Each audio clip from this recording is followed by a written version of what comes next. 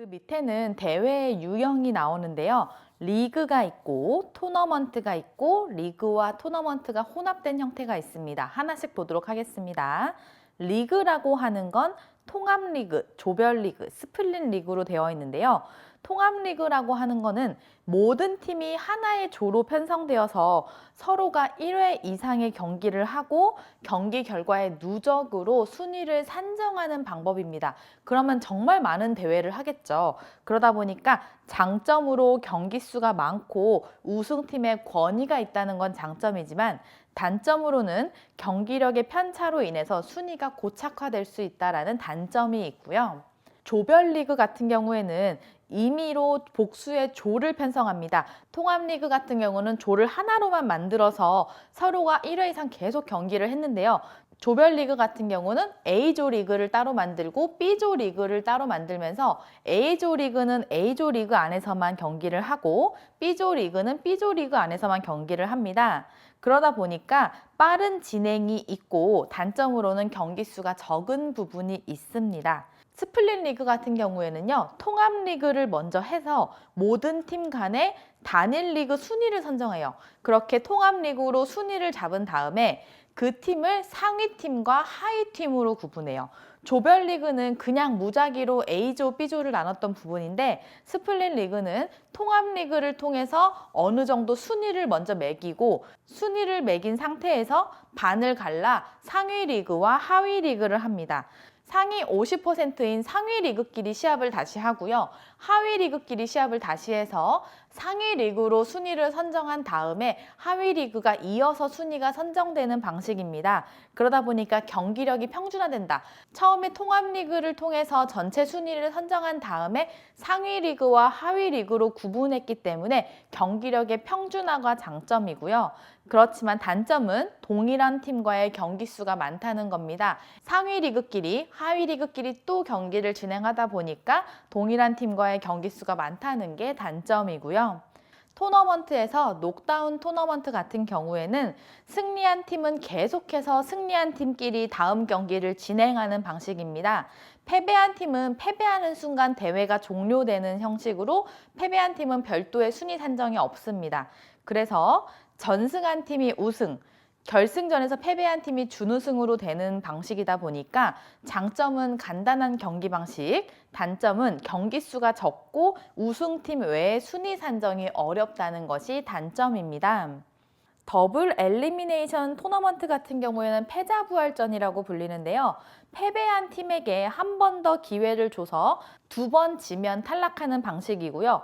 전승한 팀이 우승을 하는 거고요. 각 팀의 최종전 결과에 따라 팀의 순위가 결정되는 방식입니다. 이러한 패자부활전 같은 경우에는 적절한 경기 수 그리고 모든 팀의 순위가 산정 가능하다는 게 장점이고요. 단점으로는 경기력 외의 요소가 작용 가능하다는 부분이 있습니다.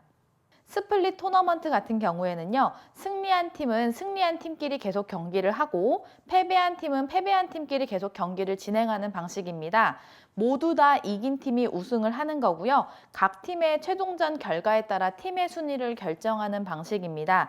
이러한 스플릿 토너먼트 같은 경우에는 모든 팀에게 동일한 경기 수를 보장해 주는 게 장점이고요. 복잡한 경기 방식과 패자전의 관심 저하가 단점이다라고 보시면 되겠습니다. 그 다음에 리그와 토너먼트가 혼합된 형태가 있는데요. 첫 번째는 조별 리그 후에 토너먼트를 진행하는 방식입니다. 조별 리그 자체가 임의로 조를 선정해서 그 조 안에서 경기를 진행하는 거였는데요. 그걸 한 다음에 녹다운 토너먼트 방식을 진행하는 겁니다. 상위 N개의 팀이 토너먼트에 진출을 하고 그 넉다운 토너먼트를 실시해서 최종 우승팀을 결정하는 방식인데요. 이거는 짧은 시즌이 장점이고 조별 경기력 편차가 단점입니다. 마지막으로 통합 리그 후 토너먼트 혹은 통합 리그 후 플레이오프라고 불리는 방식이 있는데요. 이거는 단일 리그 방식으로 경기를 진행해서 리그의 순위를 산정하고요. 리그 순위 산정한 다음에 상위 몇 팀만 플레이오프에 진출하게 됩니다. 리그 1위 팀은 자동으로 결승전에 진출하는 거고요. 플레이오프에 진출한 팀들 중에서 리그가 낮은 팀 간의 경기를 해서 승리한 팀이 차상위 팀과 다시 경기를 계속하면서 결승 진출 팀을 선발하는 방식이고요.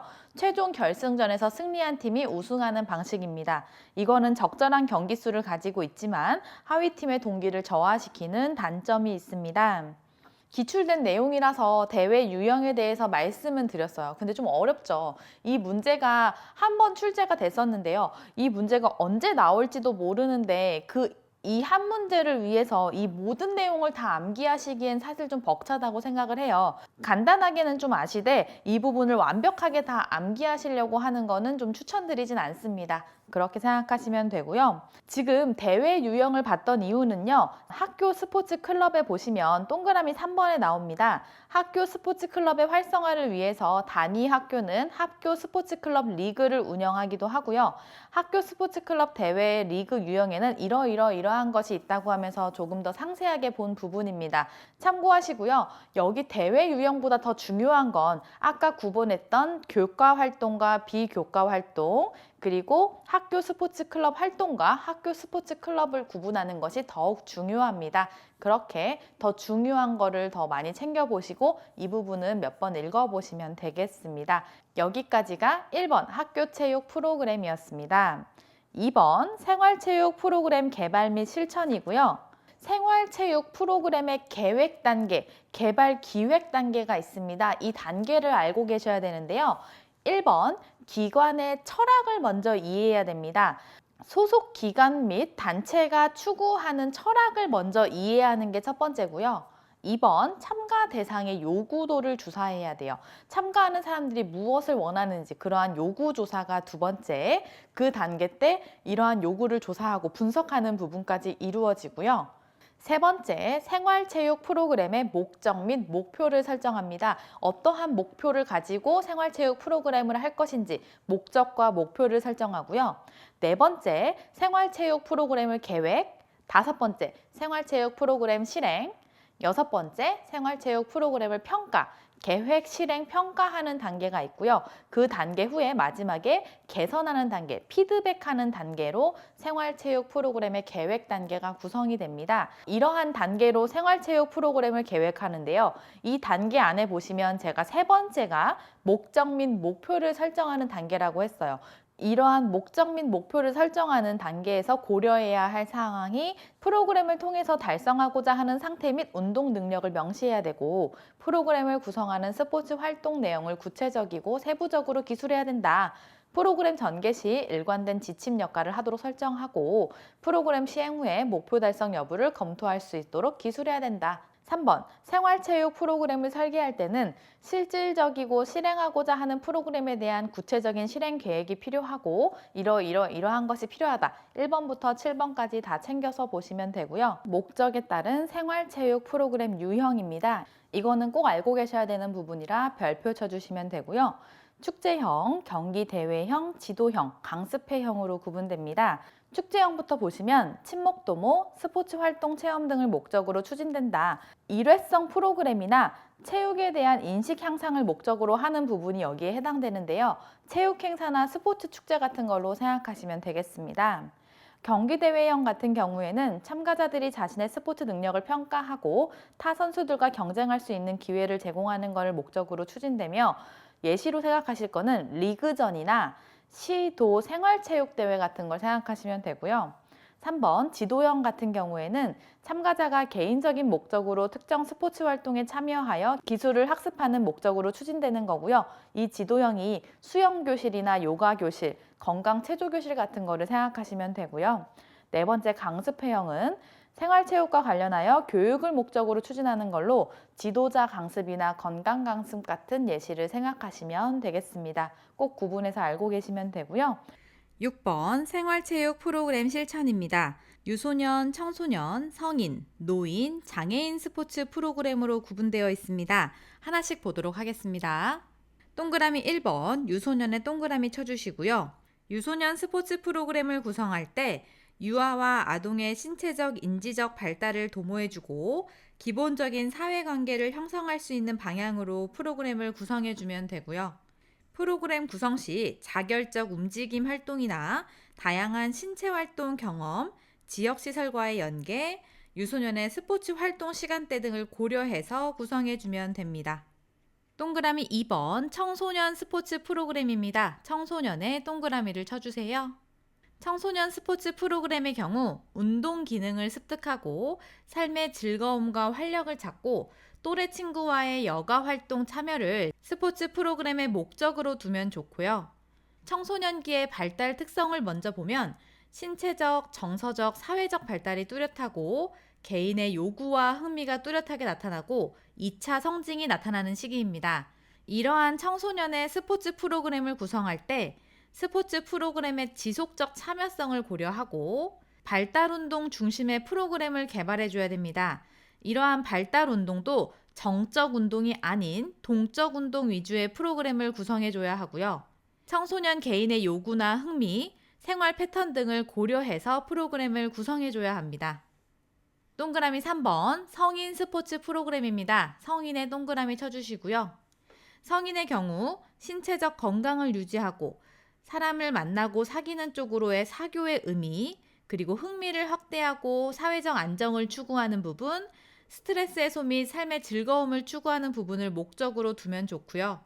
성인 스포츠 프로그램을 구성할 때에는 성인의 신체적, 심리적, 사회적 특징 및 요구를 고려해주고 주변의 요인이나 프로그램의 지속성 여부, 프로그램의 다양성과 전문성 등을 고려해서 프로그램을 구성해주면 좋습니다. 동그라미 4번 노인 스포츠 프로그램이고요. 노인의 동그라미를 쳐주세요. 성인 스포츠 프로그램과 크게 다르지는 않지만 성인 스포츠의 경우 스트레스 해소의 목적이 있다면 노인 스포츠는 사회적 관계 형성에 조금 더 신경을 쓴다고 보시면 되고요. 노인 스포츠 프로그램 구성 시 노인의 신체적, 심리적, 사회적 특징 및 요구를 고려해주고 주변 요인이나 관련 프로그램의 연계성, 행정 담당자와 지도자의 유기적 협력을 요구한다는 거 알고 계시면 되겠습니다. 동그라미 5번 장애인 스포츠 프로그램이고요. 장애인의 동그라미를 쳐주세요. 장애인은 목적에 재활이 포함되어 있죠. 재활에 밑줄 쳐주시고요. 재활하는 부분, 사회적 관계를 형성하는 부분, 자아 존중감이나 삶의 행복을 추구하는 부분에 목적을 두면 좋고요. 장애인 스포츠 프로그램 구성 시 장애 유형별 특징과 요구사항을 고려하고 근접성이나 제반 여건, 프로그램의 지속성, 경제적 여건 등을 고려해서 구성해주면 됩니다. 생활체육 프로그램의 실천에서는 목적이나 프로그램 구성 시 고려사항을 보고 이 부분이 유소년에 해당하는지, 청소년에 해당하는지, 성인, 노인, 장애인 중 어디에 해당하는지 구분해서 알고 계시면 되겠습니다. 그 다음으로 7번 일반인 대상 스포츠 프로그램 운영 시 적절한 지도자의 행동입니다. 움직임의 개념이나 전략, 전술 이해 및 신체 활동에 적용할 수 있는 충분한 기회를 제공해 줘야 됩니다. 충분한 기회에 밑줄 쳐주시고요. 다른 사람에 대한 존중과 협동의 중요성을 경험시켜 줘야 합니다. 존중과 협동에 밑줄 쳐주시고요. 건강한 삶의 영위 수단으로서 스포츠의 중요성을 이해시켜 줘야 합니다. 건강한 삶의 영위 수단에 밑줄을 쳐주세요. 7번 내용은 어려운 내용은 아니라서 3번 정도 정독하시고 참고로 알고 계시면 되겠습니다. 8번 스포츠 교육 프로그램의 구성 요소입니다. 성격, 목적 및 목표, 내용, 지도법, 평가가 포함되어 있고요. 성격은 스포츠 지도의 철학이나 이념 또는 비전을 의미하고요. 목적 및 목표는 일반적인 목표와 구체적인 목표로 구분할 수 있고요. 내용은 가르치고자 하는 내용이 포함됩니다. 지도법은 프로그램을 체계적으로 전달하는 방법을 의미하고요. 평가는 프로그램을 개선하는 데 도움을 주는 내용입니다. 스포츠 교육 프로그램의 구성 요소다 보니까 지도법까지 포함되어 있다는 거 잘 챙겨서 알고 계시면 되겠습니다. 3번 전문체육 프로그램 개발 및 실천인데요. 전문체육 프로그램의 지도 개발 단계, 이 6단계를 여러분은 꼭 알고 계셔야 됩니다. 1단계, 선수에게 필요한 기술을 파악하고요. 2단계, 선수 개개인의 목표나 진로, 학교 생활 등의 선수를 이해하는 단계가 2단계입니다. 3단계, 선수의 주변 상황을 파악하고요. 4단계 우선순위를 결정하고 목표를 설정합니다. 이때 목표는 단기, 중기, 장기로 목표를 설정하고요. 5단계 지도 방법을 선택하는 단계입니다. 지도 방법 같은 경우에는 직접형, 과제형, 상호형, 유도 발견형, 문제 해결형 등이 있는데요. 이러한 방법 중에 어떠한 방법으로 지도할지를 선택하는 단계가 5단계고요. 마지막으로 6단계는 연습 계획을 수립하는 단계입니다. 아까 생활체육 프로그램 계획 단계 7단계도 알고 계시면 되고요. 전문체육 프로그램 지도개발 단계 6단계도 꼭 알고 계시면 되겠습니다. 다음으로 스포츠 교육 프로그램의 지도 원리입니다. 첫 번째, 개별성의 원리이고요. 개별성에 밑줄을 쳐주세요.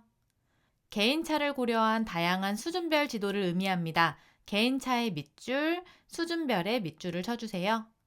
개인차를 고려해서 다양하게 수준별로 지도하는 건 개별성의 원리구나. 이렇게 알고 계시면 되고요. 두 번째, 효율성의 원리입니다. 효율성의 밑줄을 쳐주세요. 적절한 학습 환경을 구성하여 효율적인 지도 및 학습 목표를 성취합니다. 효율적인 지도와 학습 목표 성취에 밑줄을 쳐주세요. 효율적으로 지도해서 학습 목표를 성취하는 부분이 효율성의 원리다. 알고 계시면 되고요. 세 번째, 적합성의 원리입니다. 지도자의 창의적인 지도 활동의 선정과 활용이 여기에 해당됩니다. 지도자가 지도할 내용을 선택하고 활용하는 부분에 있어서 적합한지의 여부가 적합성의 원리라고 보시면 되겠습니다. 네 번째, 통합성의 원리입니다. 교수학습 내용의 다양화와 신체활동의 총체적 체험이라고 적혀 있죠. 다양화의 밑줄, 총체적 체험의 밑줄을 쳐주세요. 지도 원리의 이름과 설명을 매칭해서 알고 계시면 되는데요. 개인차를 고려해서 다양하게 수준별 지도를 한다. 이런 건 개별성의 원리와 쉽게 매칭이 되실 거고요. 효율적인 지도를 하고 학습 목표를 성취한다. 효율성의 원리랑 매칭이 잘 되실 겁니다. 조금 더 표시해서 알고 계실 부분이 적합성의 원리입니다. 지도자가 창의적으로 지도 활동을 선정하고 활용하는 부분을 적합성의 원리라고 하는구나. 이 부분 잘 챙겨서 알고 계시고요. 통합성의 원리 또한 총체적인 체험만을 의미하는 것이 아니라 교수 학습 내용이 다양하게 구성되어 있는지와 신체 활동의 총체적 체험 모두를 포함하는 것이 통합성의 원리라는 거 매칭해서 잘 알고 계시면 되겠습니다. 제가 특별히 더 추가로 설명드리지 않아도 될 부분들은 읽지 않고 넘어간 부분도 있기 때문에 여러분이 꼼꼼하게 책 읽으시면서 복습하시면 되겠습니다. 여기까지가 4단원입니다. 감사합니다.